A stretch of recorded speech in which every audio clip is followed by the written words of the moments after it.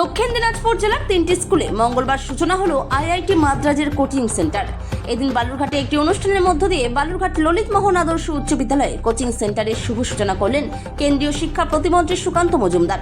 এছাড়া উপস্থিত ছিলেন আইআইটি মাদ্রাজের বিদ্যাশক্তির কনভেনর ডক্টর শিবা সুব্রামানিয়াম, ললিত মোহন আদর্শ উচ্চ বিদ্যালয়ের ভারপ্রাপ্ত প্রধান শিক্ষক পার্থ প্রতিম দত্ত সহ অন্যান্য বিশিষ্টজনরা।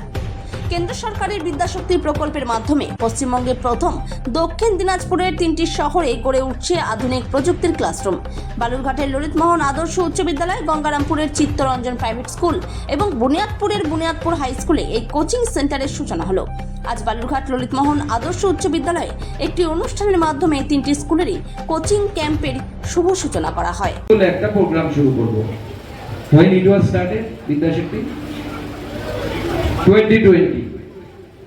2020 সালে ওনারা ঠিক করলেন যে আমরা বিদ্যাশক্তি করব। বিদ্যাশক্তি মানে কি? মানে হচ্ছে বিজ্ঞান থেকে সবারই ভয় লাগে, তাই তো? বিজ্ঞানেতে অজ্ঞান, আমরা কথায় কথায় বলি, অঙ্ক করতে গেলে অনেকের ভয় লাগে, বিজ্ঞান পড়তে গেলে ভয় লাগে অনেকের।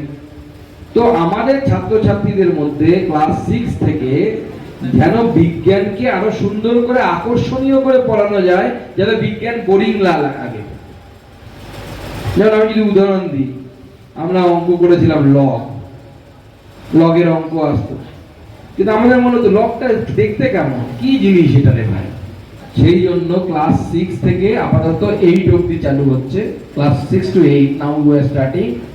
এটা পরবর্তী সময় আমরা আরো সামনের দিকে এগোতে পারবো এবং সেক্ষেত্রে আমাদের ছাত্রছাত্রীদেরকে 3টে থেকে 4টে এই সময়ের মধ্যে এখানে যারা আসবে এই বিদ্যাশক্তিতে তারা অংশগ্রহণ করবে এবং ভারতবর্ষের বিশেষ করে চেন্নাই তারা প্রায় 7,000 গ্রামে এরকম কেন্দ্র খুলেছে, যেখানে আমাদের বাচ্চারা ক্লাস 6 থেকে, আমি ক্লাস 11-এ গিয়ে কেউ সায়েন্স নেওয়ার পর যদি মনে করি তার ভয়টা দূর করব, তখন কিন্তু ভয় আর দূর হবে না, কারণ ভয় ওই ছোটবেলাতেই ঢুকে গেছে।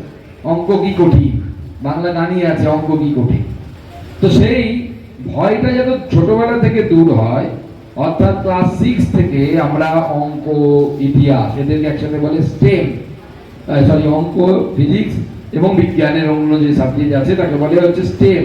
স্টেম কি? সায়েন্সের এস, টি টেকনোলজি, ইংলিশ, আর এম হচ্ছে ম্যাথমেটিক্স, তাই তো? তাহলে কি হলো? স্টেম হলো কি না? সায়েন্সের প্রথম অক্ষর কি বলা ভালো। জায়গাটার নাম চেন্নাই। আমি কিছুদিন আগে ঘুরতে গেছিলাম সেখানে, মানে দেখতে গেছিলাম। ভারতবর্ষের এখন ইনোভেশন মানে নতুন নতুন জিনিস আবিষ্কার করার ক্ষেত্রে চেন্নাই আইআইটি এখন ভারতবর্ষের 1 নাম্বার আইআইটি এবং তারা অসাধারণ কাজ করছে। সেখানে ইনকিউবেশন সেন্টার বলে একটা সেন্টার আছে, আমি দেখতে গেছিলাম।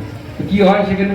ইনকিউবেশনে হয় কি, সেখানে যারা বিজ্ঞান পড়েছে যে সমস্ত ছাত্রছাত্রীরা, তারা কি করে, তারা বিভিন্ন জিনিস বানায় এবং আমরা দেখে অবাক হয়েছি।